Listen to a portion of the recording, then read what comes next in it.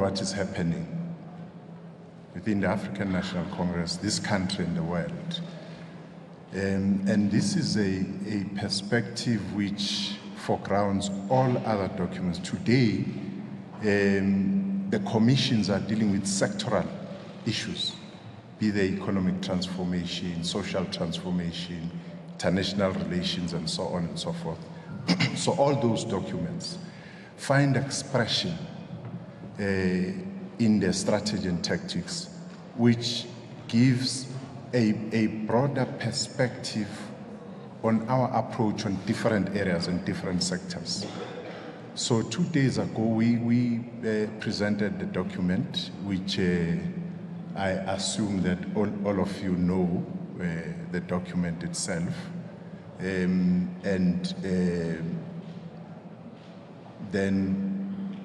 2 days later, or the following 2 days, there was discussion. Essentially, you would recall that in all our conferences, we come up with the strategy and tactics. Because as I said, this is the theoretical framework of the ANC. In 2007, for instance, we adopted the strategy and tactics for the next 10 years since then. In the last conference in 2012, we added a preface on the document, because what we are saying is that in 2012, looking back from 1994, so much has happened. We ascended to political office in 1994. So from the point of political freedom, we can say that this is what the ANC has achieved through the 1994 political breakthrough. But we had to say in 2012, let's look within this transition, the second phase of transition. And the second phase of transition, we asserted that it is about radical socio-economic transformation. And we're saying that because of our experience in the last 2 decades, that there's this three resilient fault lines which are facing us, starkly in the eyes: unemployment, poverty, and inequality in our country. And the strategy and tactics this time around is getting into detail on the challenges we are faced with, subjectively, and the objective conditions are within which we are operating. Hence, the theme of the strategy and tactics this year is about the organizational integrity, organizational renewal. It's about strengthening this vehicle towards the creation of a national democratic society. And this is where we are heading to, and this is the kind of society we aspire to be in South Africa. And in us doing that, we noted as we're making presentation, that for the very first time in our movement, we decided to take the issue of organization, lift it up to a strategic level.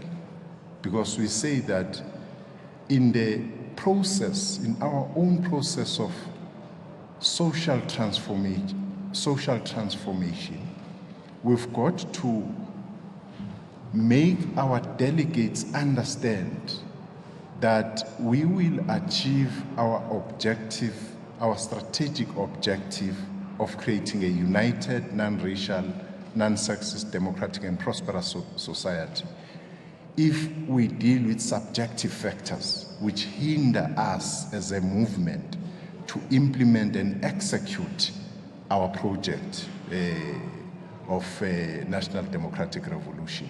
So we are at the point now where we looked at where we are what are the balance of forces internationally. And to that effect, we were observing that the world is changing. The world is changing, and it's changing not for the better for progressive forces in the world. Firstly, there are positive developments. The technological advances in our society, the fact that the regions in the periphery of the mainstream are able to organize and mobilize themselves as both political and economic countermeasure to the status quo. The regional blocs, be they in the Gulf region, be they in the BRICS and so on and so forth, are organizing themselves. But we also say that with those positives, there are negatives, because you see the global geopolitical situation where the forces are moving towards right, center right, and to a certain degree, even contemplating a possibility of far right being a factor in world politics. If you look at what happened during the process of elections in France, for instance, when the Socialist Party was ousted, but for the very first time, the party of Le Pen became a factor and a force, which says to us that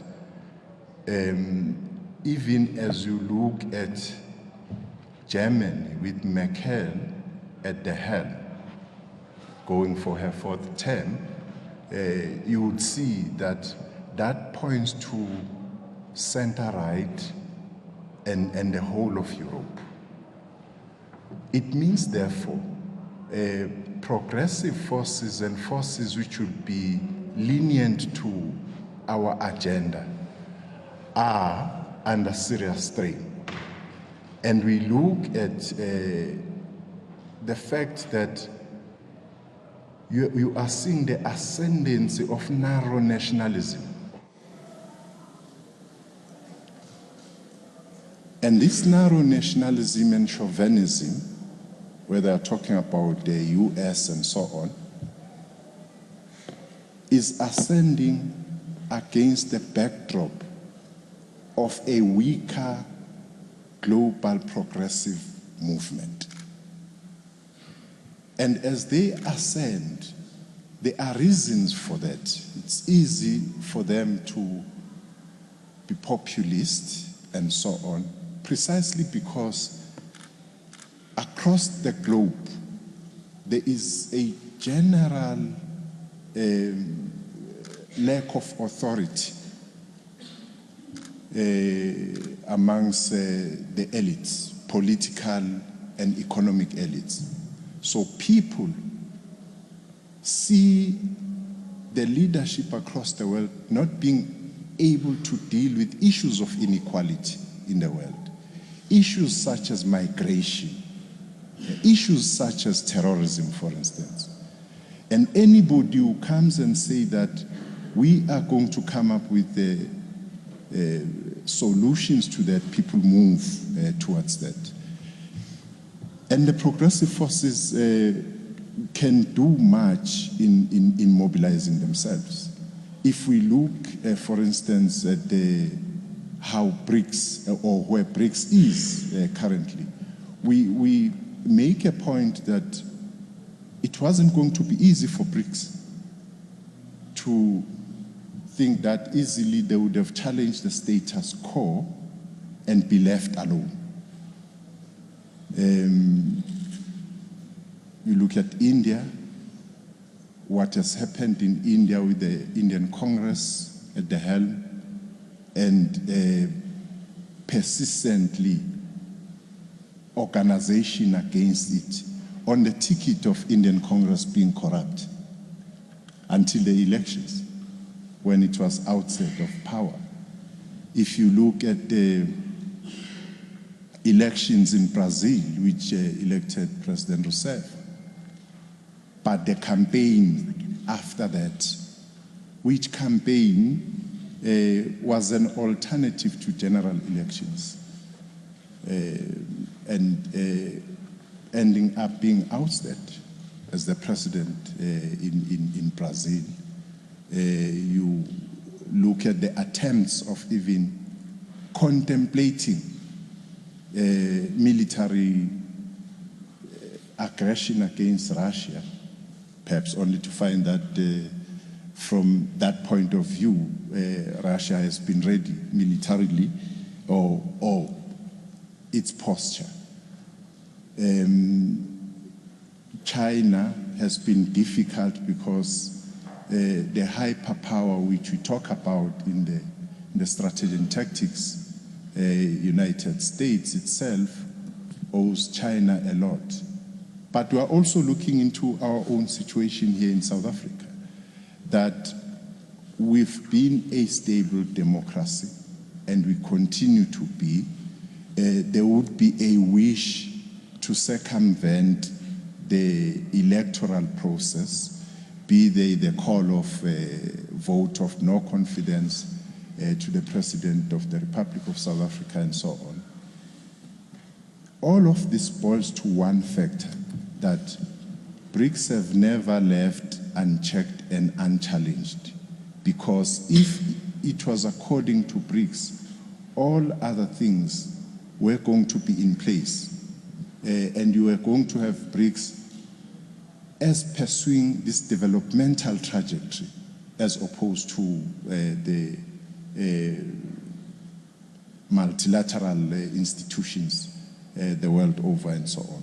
So we took this and came closer to home in our own continent, Africa, focusing delegates and cadres of the movement and steeping them on the Agenda 2063, the Africa we want, a prosperous Africa, a developmental Africa, a peaceful Africa, with all the challenges the continent has. And noting that out of 10 fastest growing economies in the world, 7 of them are found on the continent, Africa. And those are some of the positive things which we say that the Africa Rise narrative is going to survive or not based on how aggressively leadership of the continent work together for the integration of the continent based on this very Agenda 2063 and the aspirations thereof. And we come home to South Africa and say that we've got to take stock of what has happened last year, particularly in the local government elections, looking at the African National Congress as the ruling party or governing party and its allies.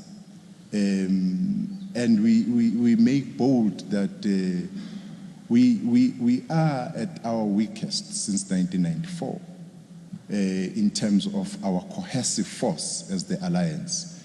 And we say that subjectively, we need to address this.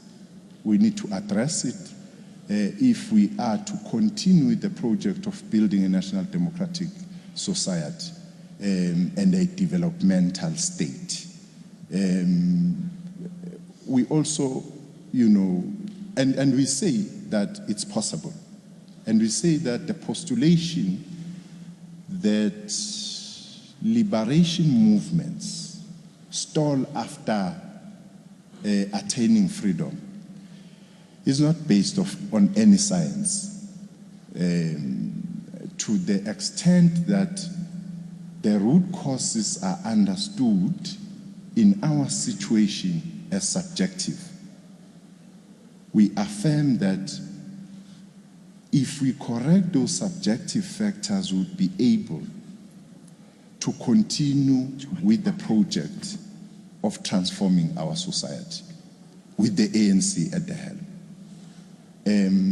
And we look around us, we look at different liberation movements, some who indeed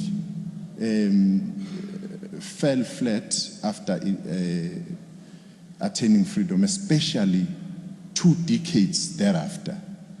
We can talk of UNIP here, our neighbors, but we also have examples where liberation movements, long after that, they still continued to lead society.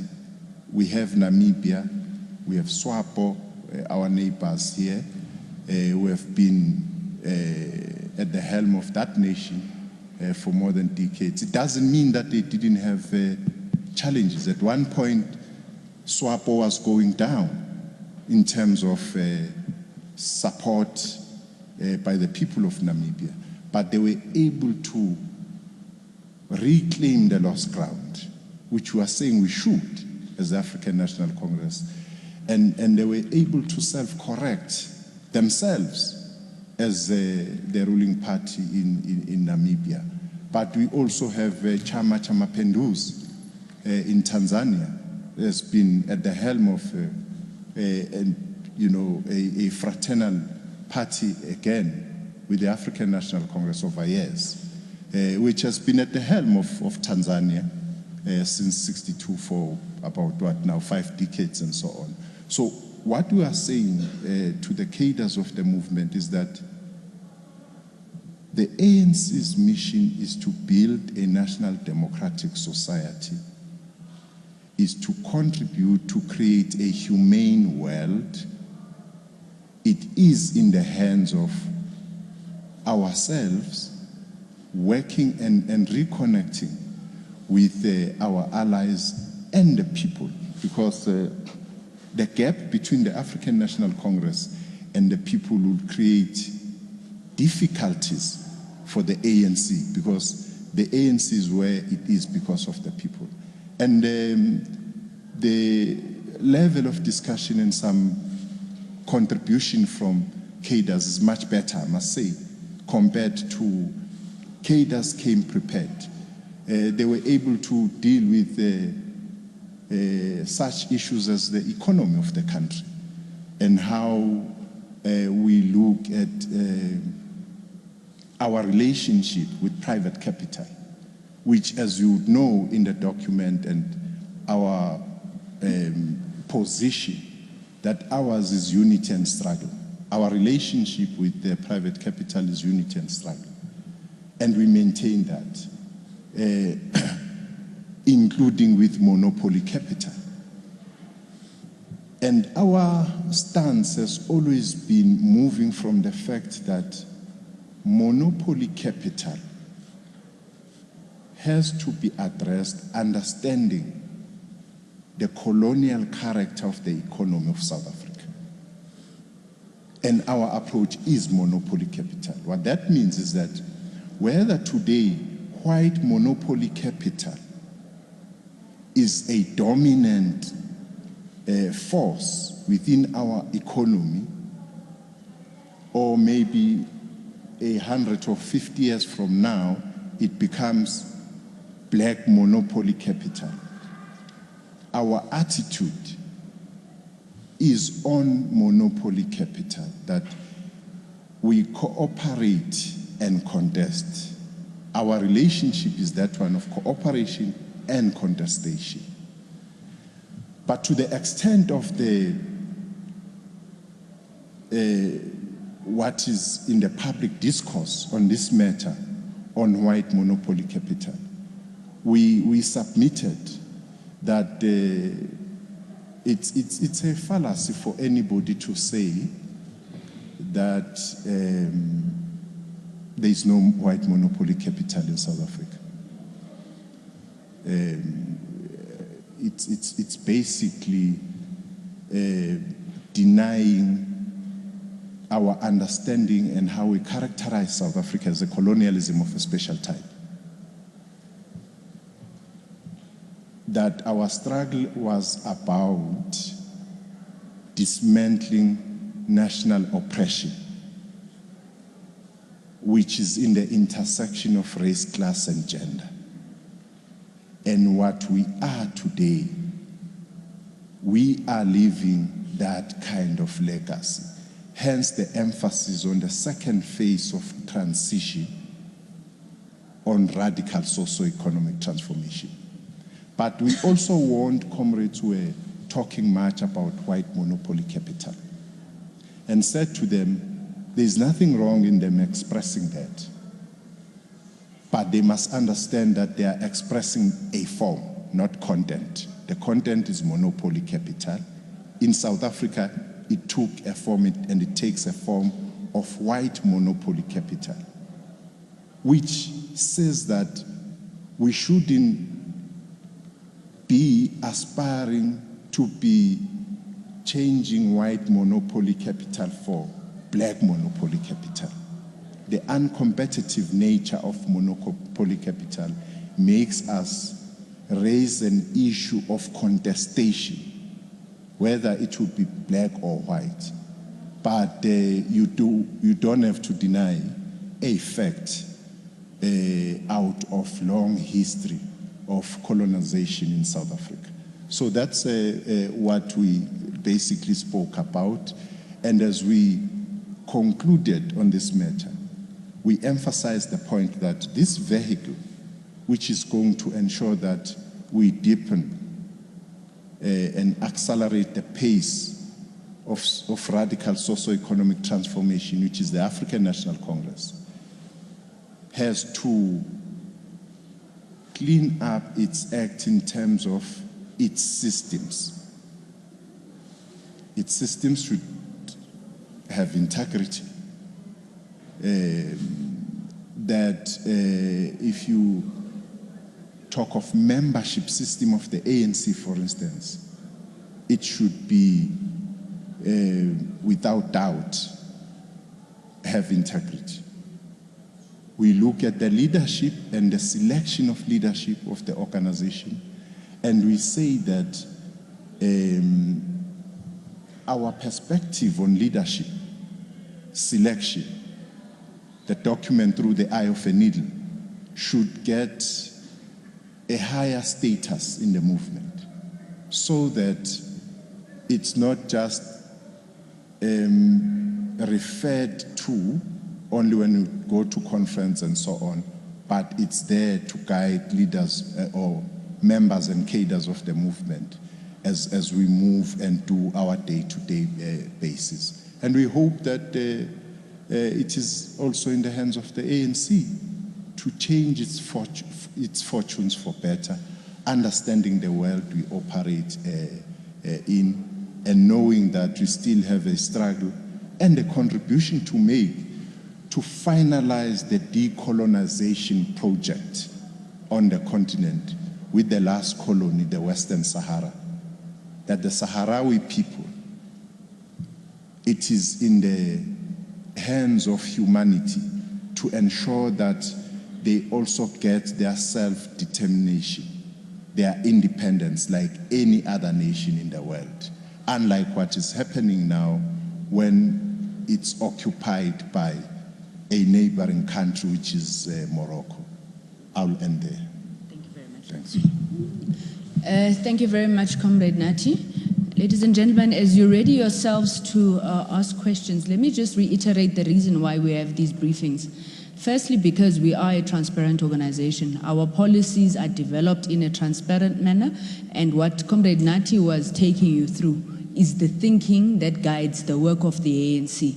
So building on the foundation, the theoretical foundation that he had outlined, we'll be able to look at the sectoral policy issues as indicated. And secondly, just to keep you busy and entertained, okay, I'm going to take, if you only have one round of questions, that's fine, but let me take the first round and see how we go. I've got one there, which is Ranjini, number 2 at the back, number 3. Okay, I'm going to suppress you, number 4, number 5. Okay, let me give you a chance. Number 6, you'll be number 6. In that order, please, Ranjini.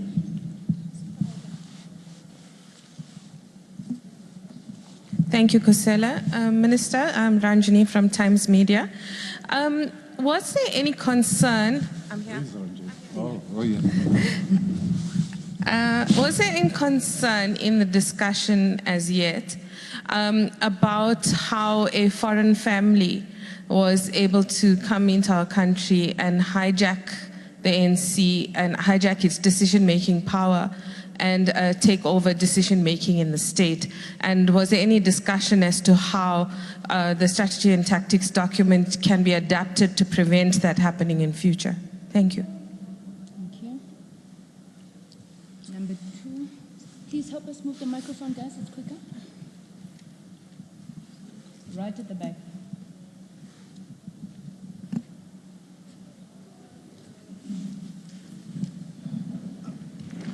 Thank you, Lester from ENCA. Firstly, in terms of WMC, what particular sectors do you think this focuses on? White monopoly capital. What do you think are the industries affected by this? And secondly, in terms of BRICS. Sorry, Lester.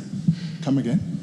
When you mention the discussion regarding white monopoly capital, what particular industries or sectors do you think this affects the most?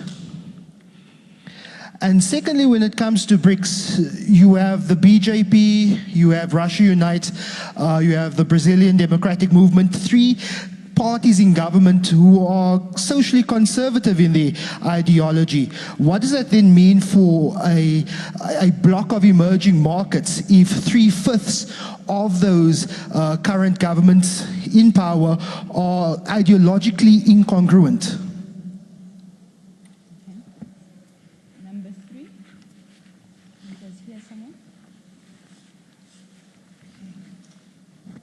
Thank you. Manelis Tubasa from the SABC. Minister, you are correctly saying that your organization is at its weakest since 1994. And obviously, the causes for this are known. You yourselves have said it repeatedly: corruption, looting, incompetency, and so on. What prevents you from confronting this phenomenon? Why can't you just deal with them? Why do you organize policy conferences and workshops and all that? Why can't you deal with it? Thank you.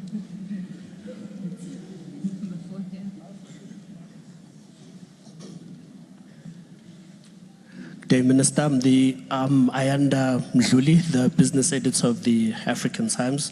I'd just like to get an understanding with the shift in the geopolitical situation. Are we seeing any ripple effects coming onto South Africa? And then also, what's the status on the BRICS Development Bank? Is it still viewed as a viable alternative to the Bretton Woods institution? And what's the way forward with that? Thank you.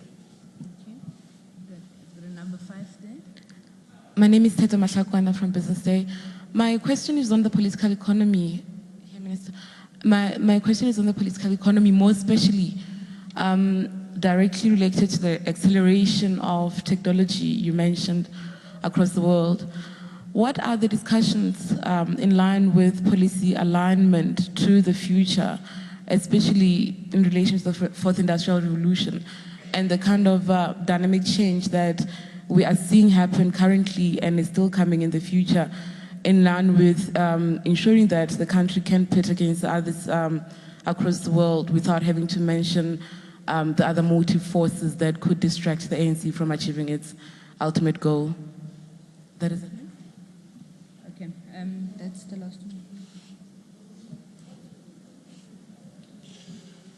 No, thanks.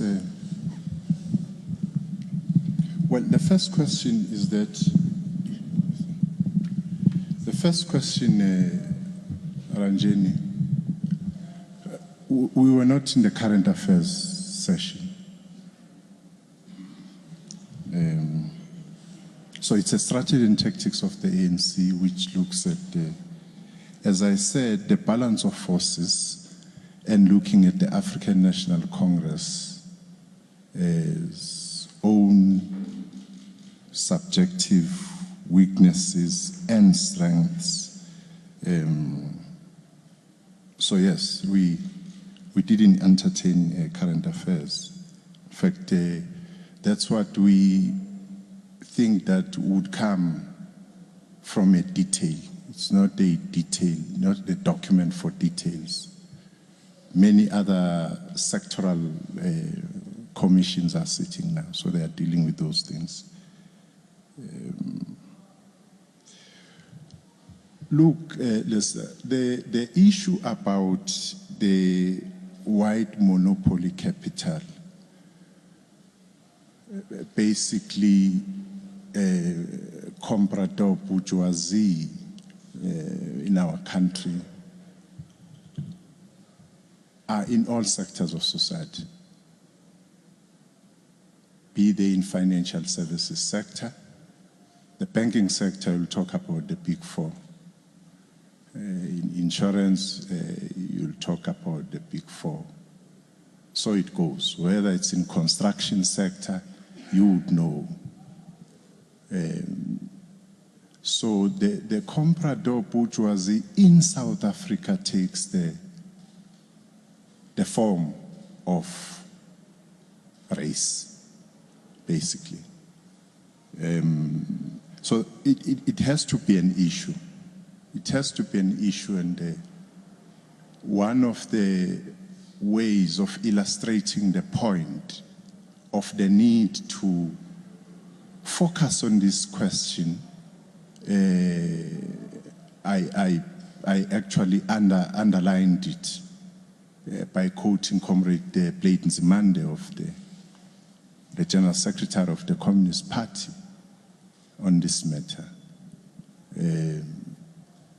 who actually emphasized this point in 2007, which I agree with totally, that there should be an effort to dislodge white monopoly capital from its hold of the economy of South Africa. So it's across the board. I think, Manelisi, you may question the level at which corruption, in fact, it's a concoction of issues which are affecting the African National Congress. One, the level of development of cadres of the movement politically and ideologically, that training, which we are responsible for, and correctly so, cadres questioning it, because we said the building of a political school would take place after the 2012 National Conference, which has not happened, and we are able to give reasons for that. But to the extent of implementing the program, its effectiveness vary from one area to the other, because the issue of cadre development and steeping cadres in both theoretical and ideological framework is a two-way process, which needs also appetite from both those who are carrying out the project and those who are receiving the project. The issue of how people abuse state power at all levels, here from local government to national and so on. But I think that we can argue on the level of those issues, corruption in particular, being attended to. But I think we have necessary mechanisms in South Africa of dealing with such. There are things we have not been able to effectively deal with, mainly internal in the organization. As I mentioned, that the issue of political development of cadres to be able to deal with whatever situation they are faced with and create this all-rounded cadre of the movement are some of the weaknesses which we have.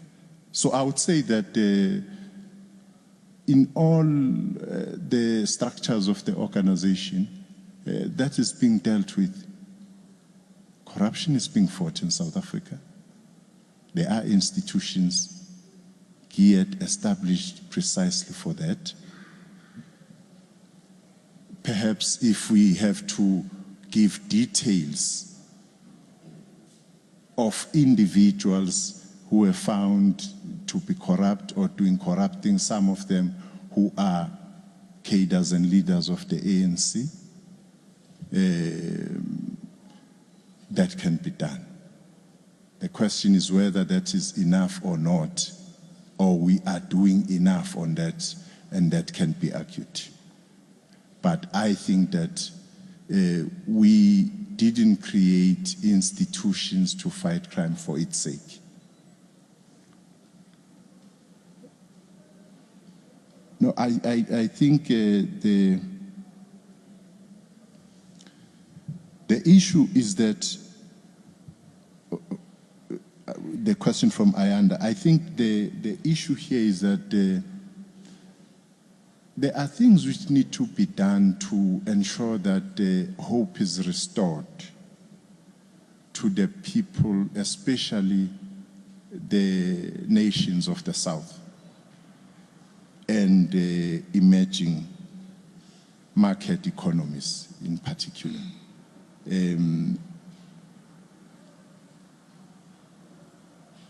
BRICS, as I said, that it was established to be this political and economic countermeasure. It has its own programs, its own perspectives, because if it's going to be an alternative, all other institutions are important, BRICS Bank, and all others, as developmental institutions, as opposed to your orthodox institutions you have, which to this far has been there to serve those who are better off in the world, as it were. So there is hope for this. There would be challenges. BRICS Bank is up and running currently. The processes of establishing the regional chapter of the bank here in South Africa, here in Johannesburg, is also unfolding, as it were.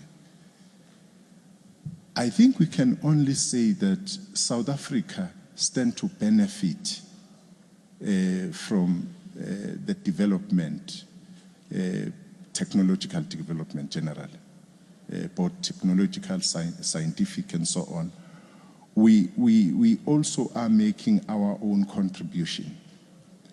But we believe that if we do much on this score, we stand a chance, which we should. We stand a chance of not being a spectator and be passed by the developments only to follow, than making our own contribution. In the area of science, for instance, so much has happened in South Africa through South Africa's own contribution to the world. But I think that we don't look at it only from the point of technology as technology. Again, it has to do with the welfare of society, including the development or contribution in the development economically of our country. We do stand a chance as South Africa, but we believe that, as you would know, that from a foundation point of view, the most emphasis has been made, even educational, that we need to strengthen our standing, particularly in such subjects as maths and science in South Africa, so that we make our own contribution here.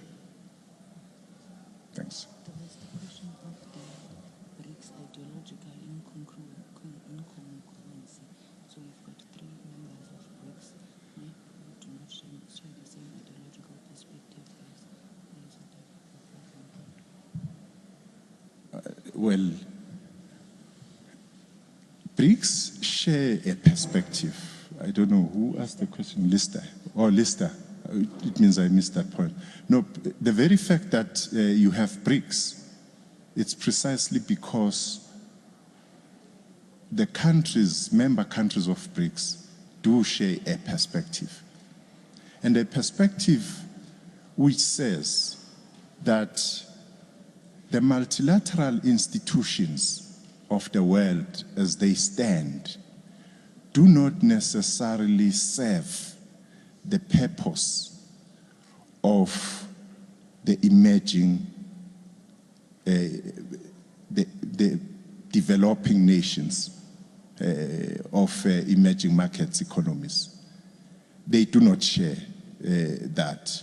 So therefore, if you hear, for instance, Africa raising an issue of UN, for instance, the Security Council of UN, the representation and all those things, if you look at most of the countries are not at the center of decisions within the multilateral institutions, they become appendages of such. And the philosophy that if, for instance, we are going to be having a BRICS bank will not be based on, for instance, structural adjustment facility of IMF and so on and so forth, which is not developmental, as it were. So there will be emphasis and de-emphasis on different strands of ideologies, but at the broader level and looking at what is happening in the world and what BRICS seeks to do through its own experience in interacting with the status quo, there is convergence insofar as that is concerned. And for us, that's an important one, that you emphasize those things which you agree on